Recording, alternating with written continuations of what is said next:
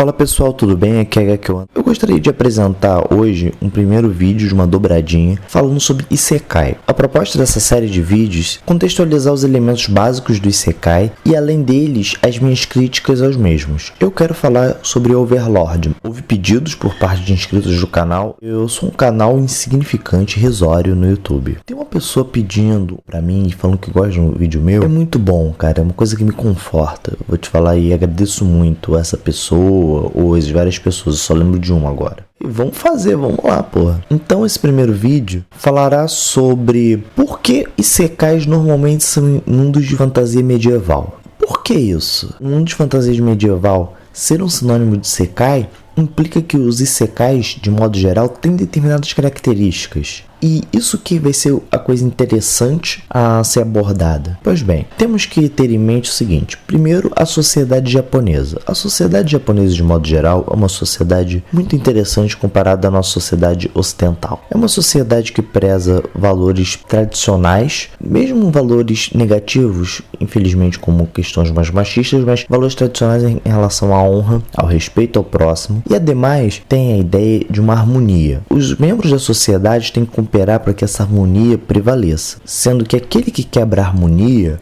vai ser alvo e vítima da opinião pública. E a pessoa é desde sempre criado para cooperar com o coletivo. A gente tem uma sociedade que não preza pelo talento individual, preza por uma virtude coletiva. Mas pode se contra-argumentar da seguinte forma: pois bem, mas e um grande escritor, um notável cientista? Então vemos o seguinte: a sociedade japonesa preza por figuras de excelência, figuras notáveis? Claro que sim, obviamente. Você vê que são pessoas que têm que ser muito notáveis para os japoneses tomarem eles como pessoas importantes. Um artista muito excepcional, com um pensamento inédito, com uma forma de expressão inédita. Isso que eles valorizam. Eles valorizam diferente e tem um sentido de beleza em relação ao exótico, que pode se ver quando ele vem à sociedade ocidental e suas diversas expressões artísticas, culturais. Eles gostam disso, gostam de abraçar esse diferente. Mas esse diferente é um excepcional em relação à totalidade da sociedade deles. Eu estou abordando aqui de um modo bem por cima. Eu não sou sociólogo e não tenho propriedade para falar todos os meandros da sociedade japonesa. Contudo, eu estou dando uma ideia básica e retomando elementos que já são muito conhecidos pelas pessoas que têm alguma ideia da cultura japonesa ou consomem produtos japoneses, animes, mangás, doramas, etc. O que o mundo de Isekai promove quando o Isekai é de uma fantasia medieval? Por ser fantasia medieval, os indivíduos têm poderes, alguns mais poderosos que outros, então os indivíduos são fundamentalmente desiguais. Essa desigualdade pode partir desde elementos da nascença, por exemplo, um sistema de magia baseado em mana, e essa mana é definida quando você nasce. Essa diferença pode ser baseada no intelecto. Então, digamos que tem dois tipos de formas de despontar nessa sociedade. Ou pela força, pelo intelecto, ou pelas suas relações. Por exemplo, se você nasceu numa família influente, essa seria uma terceira. Aí é que está a primeira questão. Enquanto a sociedade japonesa preza por uma uniformidade, os mundos de fantasia medieval prezam pelo protagonismo individual. Enquanto indivíduo notável, se você se esforçar muito, se você conseguir ser forte, você ganha um protagonismo que você não teria na sociedade japonesa. Esse contraste é muitas vezes visto em que momento?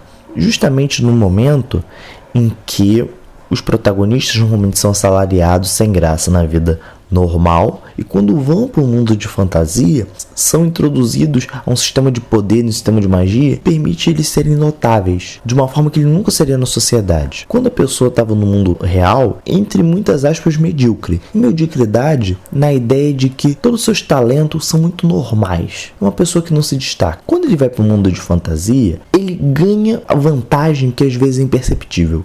Ele tem uma percepção de totalidade do mundo que as pessoas do mundo de fantasia não têm. Porque normalmente no mundo de fantasia medieval, tal como na Idade Média, as pessoas eram muito ignorantes. O governo não provê educação para as pessoas. Tem todo um sistema de classes sociais, de estratificação social, que impede a mobilidade social. É como se fosse um regime bastante feudal. O Japão teve seu regime feudal também, que é diferente da Europa, mas vamos nos ligar no regime da Europa medieval. Então, a mobilidade social é muito reduzida. O que rompe isso quando é fantasia medieval, justamente a parte da fantasia. Caso você tenha um poder excepcional, você quebra esse sistema. Então a alavancagem social está ligada intimamente ao quê? Ao seu poder nesse mundo. Vamos explorar isso. O protagonista, para ser protagonista nesse mundo, ele tem que ter poder. Isso é uma coisa que já começa a desbalancear um pouco esse tipo de isekai. Tem que ser poderoso para ser relevante, mas poderoso quanto? Isso faz muitos isekais perderem um pouco a mão. Isso vai ser abordado no segundo vídeo. Então, o que o isekai garante? O protagonismo que ele nunca teria no mundo que ele tem. Outra coisa,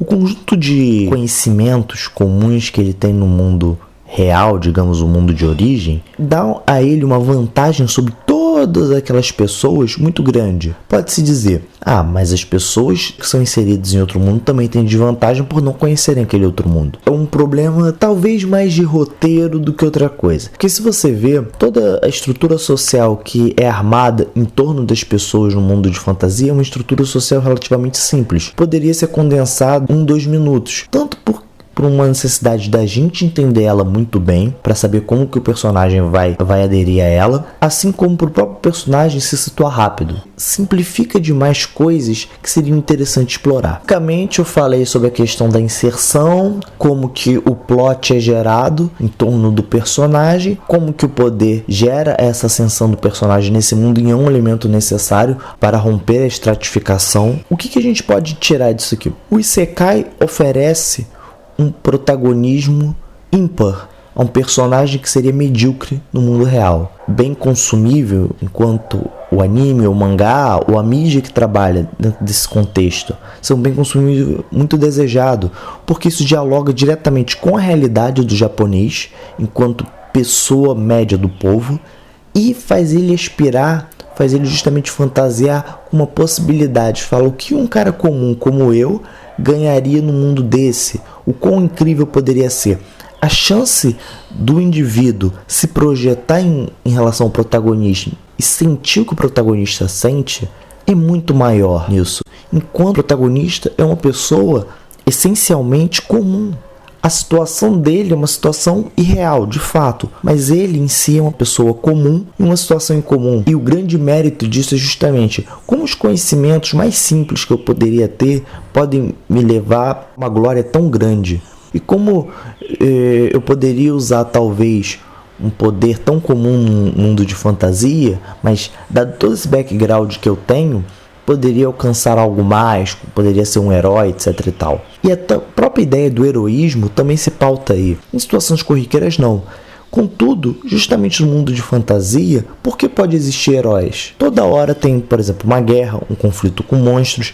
Então o talento individual pode ser toda hora posto em prova. A necessidade de heróis indivíduos notáveis é tão maior do que no nosso mundo. Nosso mundo também precisa de indivíduos notáveis, grandes cientistas, escritores, artistas de vários gêneros. Ser um grande cientista, escritor e artista depende tanto de genialidade quanto de esforço. Digamos, a parcela de genialidade é muito difícil ter nas pessoas comuns, e o esforço é um esforço muito específico e muito indigesto para as mentes das pessoas de modo geral. Eu acredito particularmente que todo conhecimento é conhecimento humano. Isso daí um filósofo falou, não lembro se foi Descartes. Então, todo o ciclo lógico de qualquer apresentação formal científica ou filosófica é passível de apreensão pela razão de qualquer indivíduo.